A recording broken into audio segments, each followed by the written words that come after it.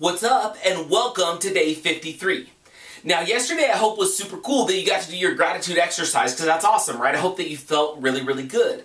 Now, here's what I understand about this week. I understand that some of this stuff may seem kind of hokey and may seem kind of like, dude, do I really want to do this right now? Like, I feel super weird, and that's okay, because like we've talked about for the last really 50 plus days, most of what we've been taught in our lives and most of sort of what surrounded us, the environment that we've been in, either by choice or by default, has taught us a variety of things that have kept us from creating results. Things like limiting beliefs, negative language patterns, all the stuff that we've been talking about, right? Our sort of negative interaction with time. All of this stuff that we've sort of assumed or assimilated rather from others and other things and things we see on TV or whatever. All of that has created negative patterns, which has hindered our ability to create results.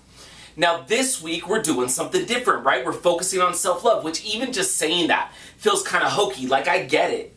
And I get that self-esteem is something that we've all struggled with. And by the way, let me be real clear. I know for a doggone fact that you've struggled with self-esteem. Why? Because I know I have, and I know that every person who's ever lived has struggled with self-esteem. Even the most arrogant, egotistical individual ever has struggled with self-esteem. In fact, in my experience, those with the largest ego are typically those that have the worst self-esteem problems. It's amazing, but I know that it affects everybody. I've sat with massively powerful, incredible, personal development icons who've had problems with self-esteem. I've sat with, on the other end of the spectrum, people that are just broken and who never really feel like they've achieved anything, who struggle with self-esteem. I know normal people, whether it's clergy or athletes or whatever, we all struggle with self-esteem, plain and simple. So I get that this week feels kind of hokey or whatever. Maybe it doesn't, right? Maybe this week just feels awesome and you're like, yes, I want to increase my self-esteem. But I understand if it feels a little bit different, using words like self-love and doing things like taking a self-appreciation break and taking a gratitude break. I get that that may feel kind of hokey.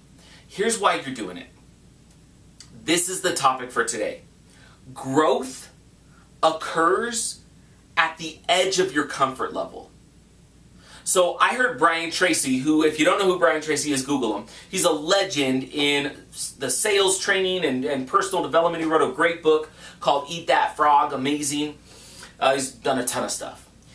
And Brian Tracy also did a great book on self-confidence. And you know what Brian Tracy talks about? He actually, I heard him say this. He said, what I just shared with you, that growth happens at the edge of your comfort level. And I want you to think about that, right? You know that that's true. How many times have you been hesitant to do something because it seems scary or out of your comfort zone? And in the event that you broke down those barriers and overcame the limiting belief and went forward and did it, how did you feel? You felt awesome, right? You're like, oh my gosh, did I just seriously do that? It's amazing.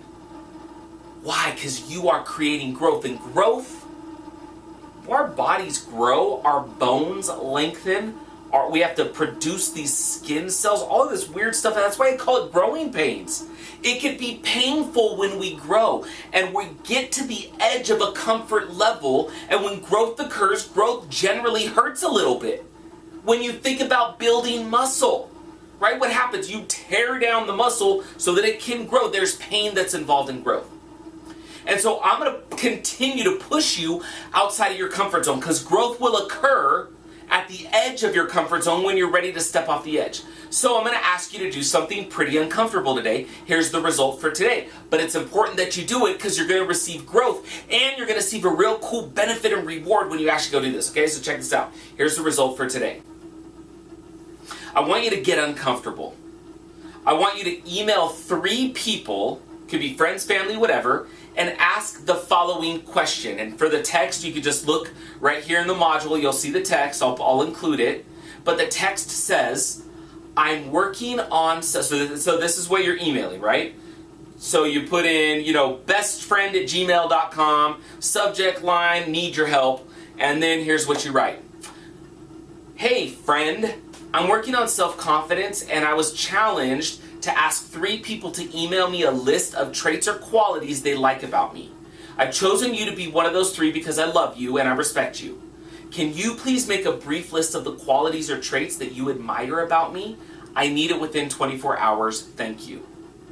Okay, so that could be uncomfortable, right? You're telling them that you're working on self-confidence, right? That's uncomfortable. You're telling them that you want them to write a list of awesome stuff about you. That feels weird and uncomfortable.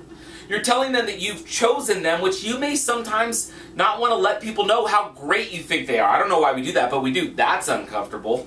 And then in addition, you're saying, oh, and you're giving them a timeline, like I need it in 24 hours. These are all uncomfortable things. So do it. Your result today is to write those 3 emails and get those responses. You're going to use those responses, okay? It's important that you have them.